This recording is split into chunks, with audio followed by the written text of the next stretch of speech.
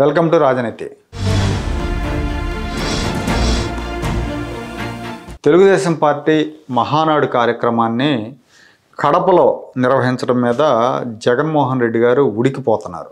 కడప ఏదో తన సొంత అడ్డా అయినట్టు, ఆ అడ్డాలోకి తెలుగుదేశం పార్టీ వెళ్ళి కార్యక్రమం నిర్వహిస్తున్నట్టుగా ఆయన ఫీల్ అవుతున్నారు. వాస్తవంగా మనం చూస్తే 2004లో వైఎస్ రాజశేఖర రెడ్డి ముఖ్యమంత్రి అవ్వకముందు వరకు కూడా కడప జిల్లాలో తెలుగుదేశం పార్టీ బలగం రాష్ట్రంలో మిగతా జిల్లాల్లో ఉన్నట్టే ఉండేది. మాజీ మంత్రులు జమ్మలమడుగులో శివారెడ్డి, బద్వేళ్ల వీరారెడ్డి లాంటి గట్టి నాయకులు ఉండేవాళ్ళు. పార్టీని చాలా పటిష్టంగా ఉంచారు ఆ రోజుల్లో. 1996లో జరిగిన లోక్సభ ఎన్నికల్లో రాజశేఖర రెడ్డి కడప నుంచి పోటీ చేసినప్పుడు బొటాబోటీ మెజారిటీతో చావుదప్పి కన్ను లొట్టబోయిన విధంగా గెలిచారు. అలాంటి పరిస్థితి ఉండేది అప్పట్లో. కానీ 2004లో వైఎస్ ముఖ్యమంత్రి అయిన తర్వాత కడపని వైఎస్ కుటుంబ కంచుకోటగా మార్చుకున్నారు. 20 ఏళ్ల తర్వాత 2024 ఎన్నికల్లో ఈ కంచుకోట పగిలిపోయింది. దీన్ని జగన్ జీర్ణించుకోలేకపోతున్నారు.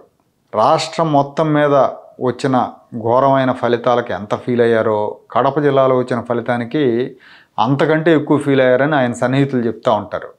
కడప జిల్లాలో మొత్తం 10 సీట్లలో 7 సీట్లు కూటమి గెలుచుకుంటే 3 సీట్లు జగన్మోహన్ రెడ్డి పార్టీ గెలుచుకుంది. ఆయనకున్న 11 సీట్లలో 3 సీట్లు కడప జిల్లాలో ఉన్నాయి.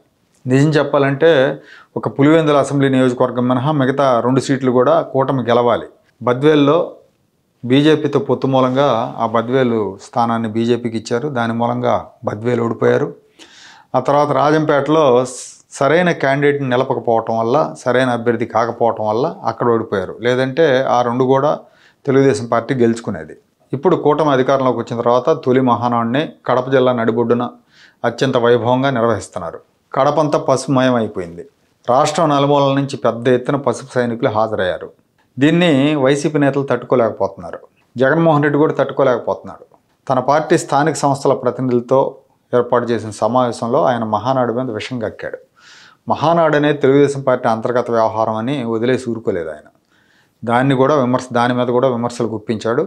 ఆయన మీడియా అయితే, ఆయన భారతిరెడ్డి గారికి సంబంధించిన మీడియా అయితే మహానాడు వెలవలా తెలతల అని రాసుకుంటా పోతుంది. నిజానికి వెలవలా తెలతల పోతే ఏడవలసిన పని లేదు. జగన్మోహన్ రెడ్డి సంతోషపడాలి. కానీ ఇక్కడ ఏడుస్తున్నాడు.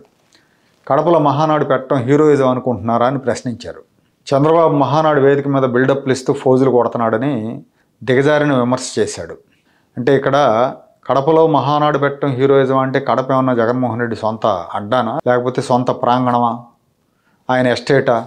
అక్కడ మహానాడు నిర్వహిస్తే హీరోయిజం అవుతుందా? హీరోయిజం అని చెప్పడం ఆయన ఓర్వలేనితనానికి నిదర్శనం.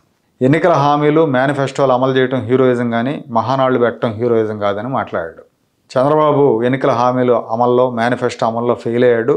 దీని మీద దమ్ముంటే తెలుగుదేశం నాయకులు, కార్యకర్తలు రాష్ట్రంలో ప్రజల ఇళ్లకు వెళ్ళి ప్రభుత్వ పనితీరు మీద ప్రజాభిప్రాయం అడగండి.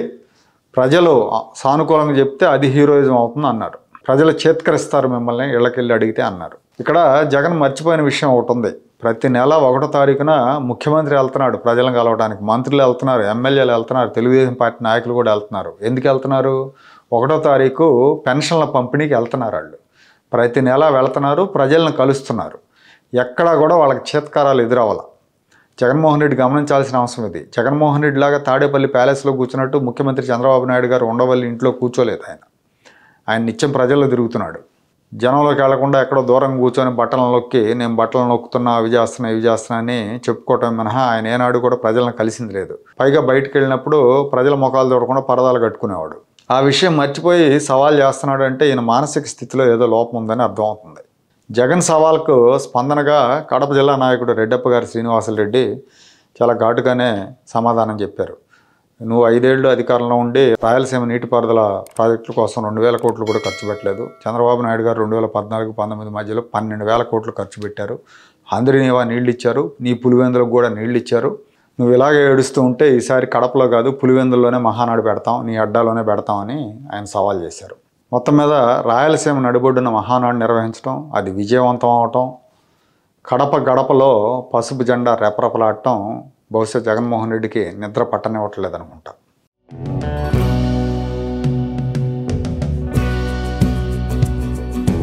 Like, share and subscribe to Rajaniti channel.